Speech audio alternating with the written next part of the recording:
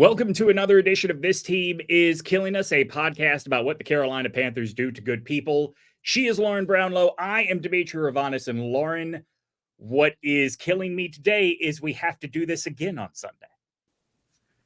I mean, are we good people? Maybe I deserve this. So, maybe a lot of us do. Like maybe that's like my son said yesterday when he wanted me to read him the first paragraph of my column on OG fans, and I did. And he goes, maybe God doesn't like the Panthers, or someone in heaven, or the weatherman who makes the Carolina Panthers weather. And I said, wow. Maybe all of them. And wow. He said, yeah, it would.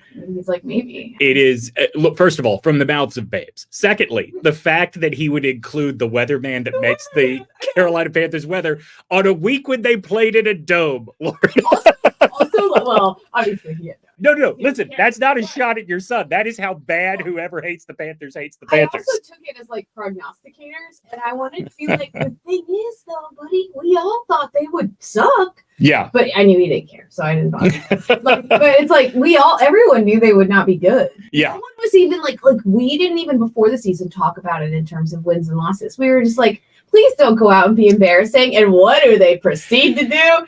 Go out and be super embarrassing. And I'm like, wow. Yeah. All right. So I don't want this whole show to be backward looking because Lauren wrote her column on OG fans. I put out my one man post game show right after the game. I do want to project this forward a bit. Obviously, what happened last week is going to play a big role in the way we think about this team this week because, Lauren, the biggest question I have is, what does Bryce have to do this week to make you think that it's not over? No, listen. All right, quick history lesson. Laughing maniacally by myself in my apartment, in my room. Yeah, all right. Quick history lesson about this show for everybody that might be coming to us this year. Last year, this show was called Young Gun. The whole thing was through the lens of Bryce Young. It could be our fault, Lauren. I used to every week wear a crimson hat that referred to Bryce as my sweet tiny prince. And Lauren, I am so close to being out on the guy. Not as a person or as a football player or anything like that. It is just clearly this is a level that presents a challenge that he may not be made up for. Look, last year, I think we both understood sort of the things around Bryce that limited what he could do. We saw how bad the offensive line play was at times, most of the time, to be frank. We saw how the receivers weren't getting separation and there weren't guys running open, which did happen some, to be fair to him on Sunday. But it's just, when you have a start like that, it's like, Jesus Christ. Yeah. So, Lauren, here's my question for this week. The reasonable expectation, the best case reasonable expectation, because they play the Chargers this week. The Chargers were one of the five worst. Jim Harbaugh. Yeah. The college coach, I don't mind Jim Harbaugh. It's a weird thing with me. Okay. As an NFL coach, maybe it's because of the Panthers 49ers thing and just the way he acted and it just stuff. I hated him. I hated him so much. All right. The Chargers had one of the five worst defenses in the league last year. Not anymore. They were a top 5 team in terms of giving up touchdowns. They gave up 47 touchdowns last year. Oh, wow. They were a bottom 3 passing defense in the league last year. They averaged. It's weird. Here's the question for you, Lauren. Best case expectations against the Chargers. Yeah. You cannot say those are Bryce's best case expectations. Yeah. No, I realized I said, here's the question, and then didn't ask you a question, but like you, I'm a little lost. No, I mean, yeah, I hear what you're saying because, I don't know that we necessarily, we didn't think the Saints, did we think the Saints defense was trash? I'm not even sure. I didn't think we thought it was good. Yeah, I don't think we thought anything about the Saints were good. I don't know that I'd go so far as to say trash, but I don't think we thought anything about them necessarily was good. To be at least a little fair, especially to the offensive line, which I thought noticeably was a lot better than we saw at any point last year. We're talking about the Panthers offensive line. Yeah. I know some sacks were allowed and things like that, but at a certain point when you've got a big enough lead, you can just kind of literally tee off. The defense didn't get a scoring stop, I don't think, until the third freaking it might have been early 4th even before they got a scoring stop. I'm glad you brought up the I'm glad you brought up the sack, because the one that looked the worst, the first one that Alontae Taylor had, where Taylor came through completely untouched. Was that on the blitz? Yes. And literally there was like no one even. No one picked him up. Right. Like cool. Like he came from Icky's side. That was not on Icky. No, not on Icky. Miles Sanders, had they put him in motion to the other side, maybe could have stopped him. Yeah, maybe it was a tight end or receiver. I mean, who knows? Supposed to do I mean, it's one of those things where you had to have someone in the backfield to stop that guy. It was drawn up too well. On the broadcast, they were literally like, what? Like, they didn't even know who to like blame it on. Yeah. They were like, I don't even know if they had that guy accounted for. I put this in my post-game video on Sunday. Alontae Taylor has 4 career sacks. Do you know how many he had? He had 1 coming into this game, and now he has 4. Bryce looks so much worse than last year, and it's not even just big time. Yeah, I mean, this isn't about having time. This is about like, I want to know what Dave Tepper told DaveCanales the job description was, because if it was just to build Bryce's confidence, then I am already ready to call him a failure, because clearly Bryce does not have that. Some of that, I think, could be a bit based on what I was seeing anyway. And who knows? And maybe he comes out and looks far more competent this week. And I go, oh, well, that was weird. Why did he play? I mean, who knows? I'm certainly not going to bet on that because I can't. I can't let myself think anything good will ever happen to this franchise. Yeah. Listen, by the way, if you follow us on Twitter on Sunday mornings, shame on me for throwing a $5 parlay out to the OG $5 gang. Because it was pure optimism. And buddy, was that dead in the water. Also, like, it's kind of like the way certain things that have happened in our country have kind of like rewired our expectations for what normal is. Sure. Like that baseline level, you know, where it's like, for me now, something good happening is like, the bar is still so much lower. And that, I think, was what hit me the most. That's why my laughter is maniacal now. And it's like, I didn't even care that much if they won. Yeah. Yeah. I guess I didn't care if they won. I just wanted them to look competent on offense. I didn't even care if the defense sucked. I thought it might, although I didn't think it would be that bad. Good Lord, are you okay? Okay, so we're going to get to the defense. I do real quick want to ask you, because you and I both got hit with these tweets as soon as the game was over.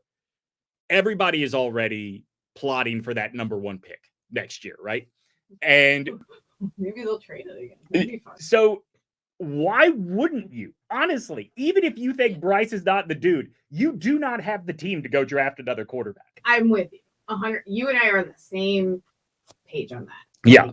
And that's not just because the likely top quarterback, talent-wise anyway, is Shedeur Sanders. That's really not why. Although I think that would be a literal nightmare scenario for everyone involved in that. I'm not just talking about for the Panthers. And it's not because, like, he's not he sucks or anything. That's not what I'm saying. He's not good.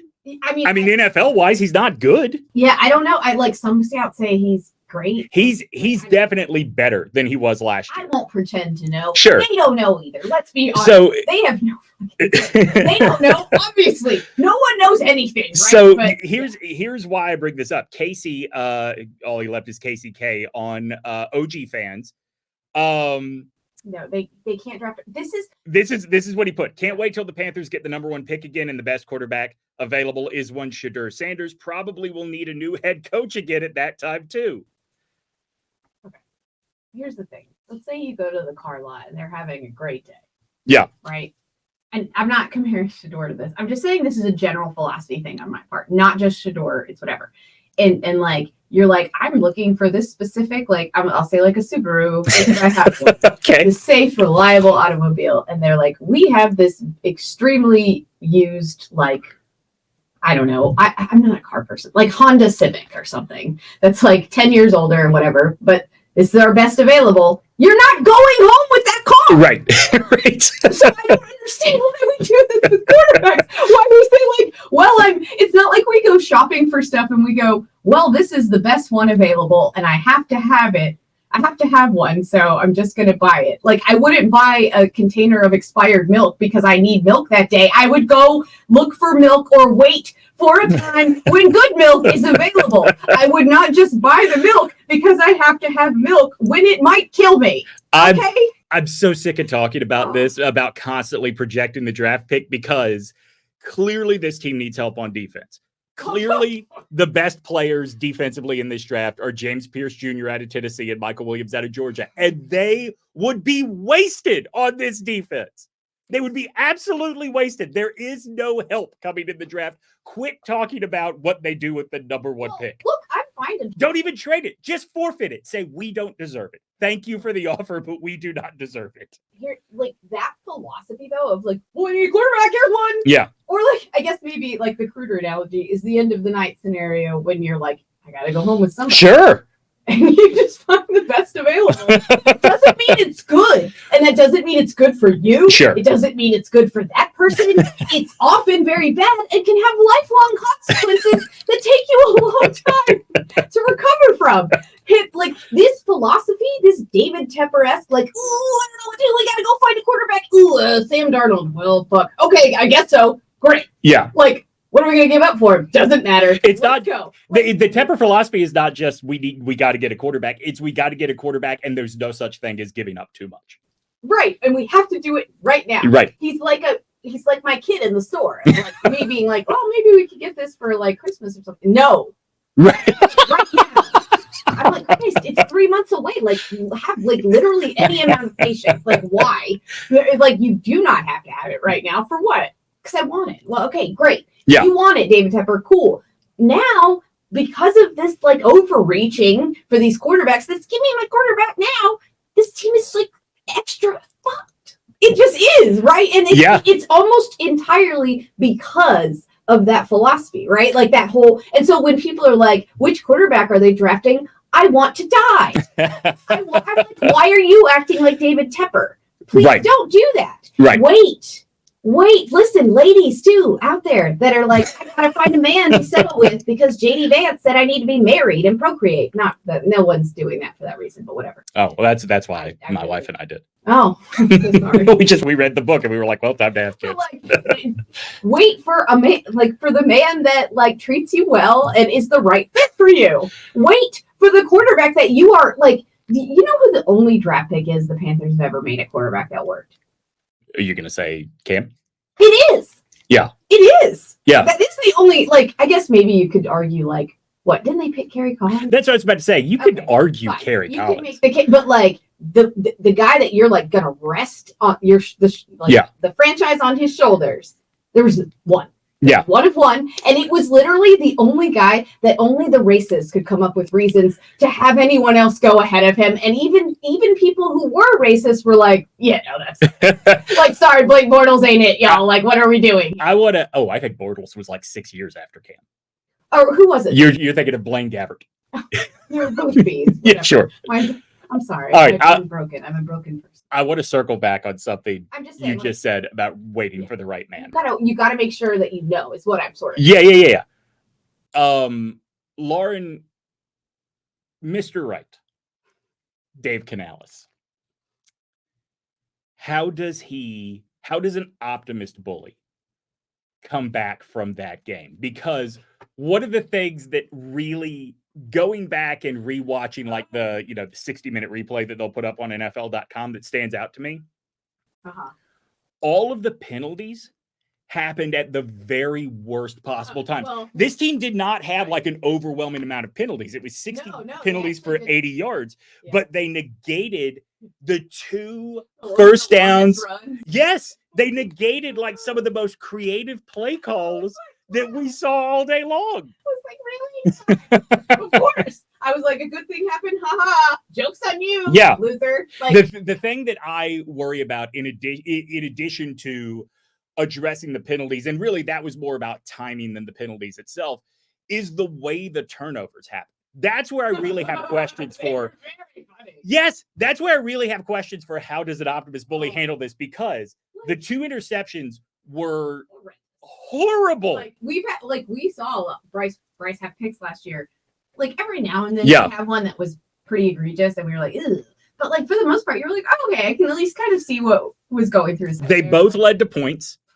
By the way, both like horrific threat, like that. You're like, ooh, boy. And then the fumble, like we saw coming from a mile away, because of course Jonathan Mingo is going to fumble that ball. Also, by the way, this was at the point I knew that like we reached a new low. Sorry, but you mentioned Mingo, so I didn't Yeah. On the broadcast at one point, they tackle Mingo for like, I think it's either like a loss or a short game. Well, they thought they tackled him. Maybe it was like one of those iffy down by contact. Yeah.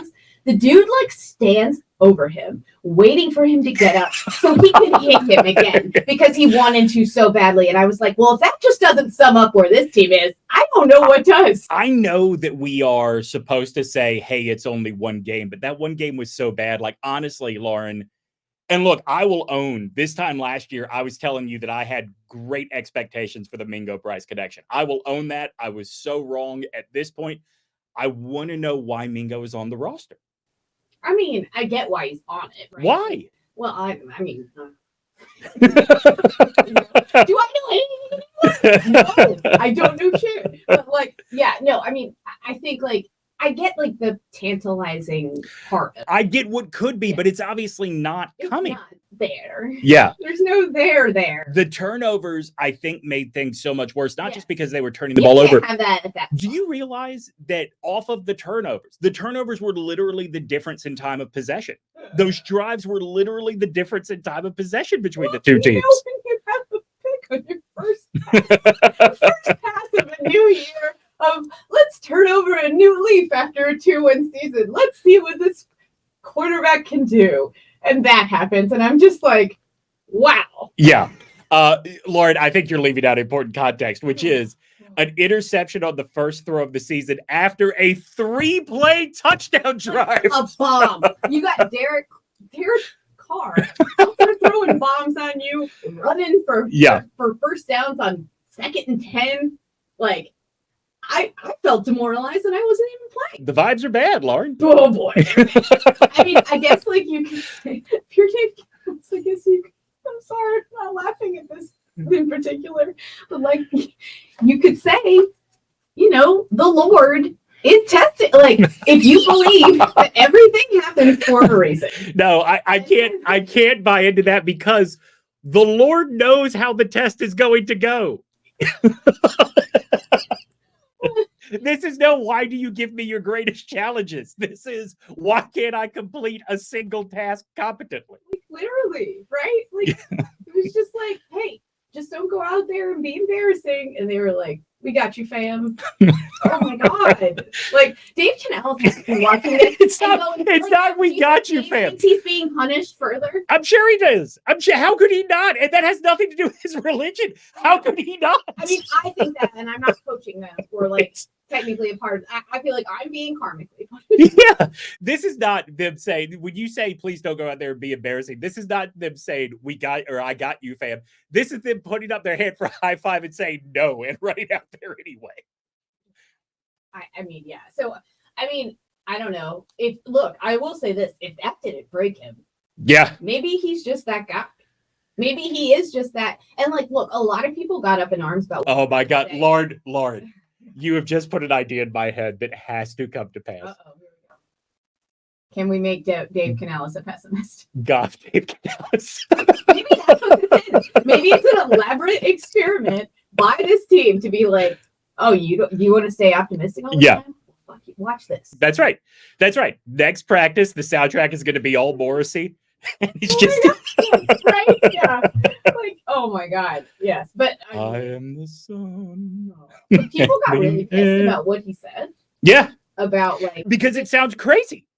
What he said about like, he said it's going to be a long journey to become us. And at the same time though, like I had somebody I know text me about it and I was like, yeah, but what's not true there? Right. That's the thing. Like, I get why people are annoyed by it because like from the franchise, that sounds so empty. And like, are you kidding me? We get to hear this again after the Jay-Z, Matt Rule comments. Yeah. And all of this shit. Like, we have to hear that again. But at the same time, like, I'm sorry. Find the lie. This is the thing. This is the thing where you've got to give Dave Canales credit. Like I told you, he could be honest while also being, Yeah, I think that's true. And here's the thing: his message hasn't changed. If you go back to the hiring press conference, he said, "We will go as this quarterback goes." They've been trying to temper. They have tried. Yeah, I will give them credit. Like, they did not build us to this. Yeah, we built ours. I let myself.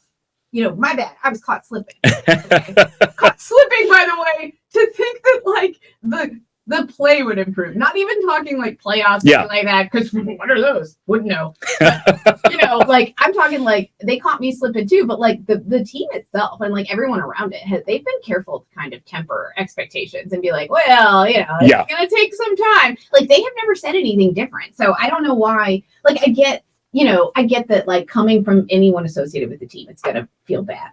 But at the same time, like what do you what makes you think that this is close? It's not. I started the show by saying I don't want this to be fully backward looking. And we have mentioned the Chargers once. So why don't we take a short break? We will come back and we will talk a little bit about the upcoming game this week. I have a feeling this is going to go much quicker than the first segment did.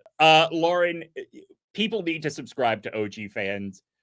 It is part of the coping process this year of dealing with just life as a fan of this team. Yeah. Okay. I was slightly concerned when I was writing my column. That I was like, am I going to run out of ways to like say that this sucks? I even thought about doing a column this week of just one-liners about how stupid that game was. Or like but I was like, no, that's not a column, Lauren. Like that's lazy. Yeah. But maybe I'll save that for down the street. Maybe I'll just get really creative. I think start doing some weird stuff and just explore the space. Joe and I have been kicking around the live chat feature with OG Fans that we have not quite been ready to dive in on yet. That might just be where you go for Lauren's one-liners in the future. I love that. Listen, I talk to people already throughout Panthers games, so including myself. Yeah.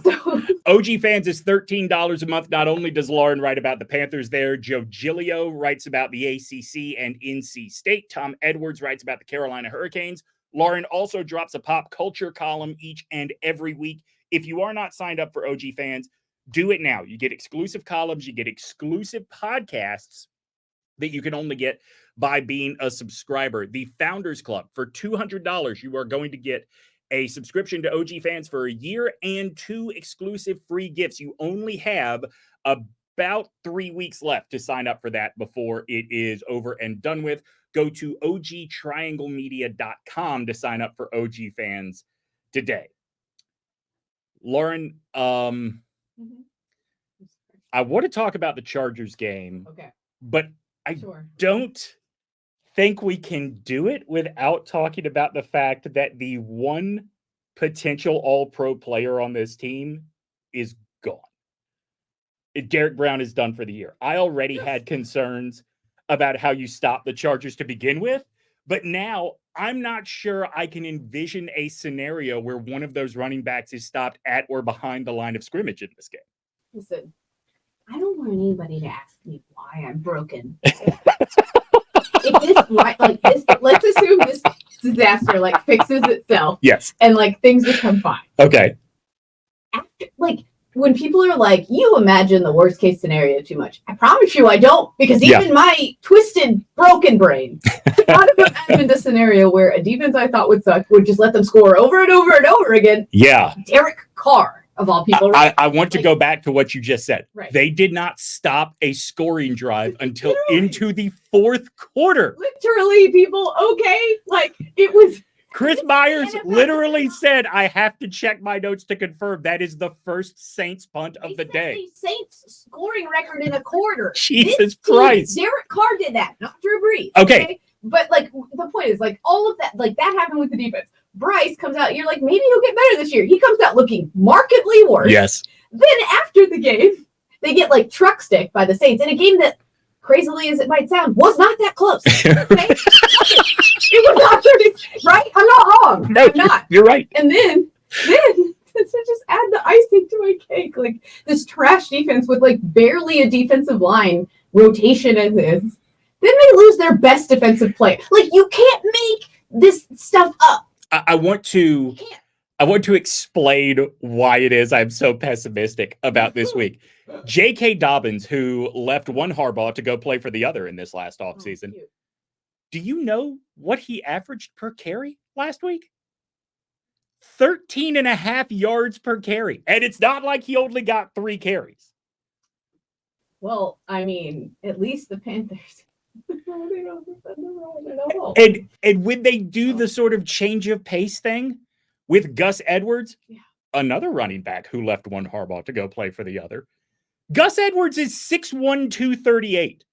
Who is stopping these guys that is currently wearing a Carolina Panthers uniform? Maybe if they just team up a bunch more. Maybe. I would ask Dave Tepper to do the first right thing he has ever done for this franchise and petition the league to let us put 13 guys on defense this week. That wouldn't help. Apply for some sort of hardship waiver. Do they even would the 13th guy be that much of an advantage? All right, fair point, Lauren. We need 13 guys. We need one of them to start on the other side of the line of scrimmage every play. Who's the best defensive player right now? That's a very good question. The one I cannot tell you he's the best, but the one that looks like he's taking it the most serious is Jadeveon Clowney, who we got the great close up of him just going, fuck. Oh, Jadeveon, welcome. Same. I was like, same. I've been saying that a lot. Same.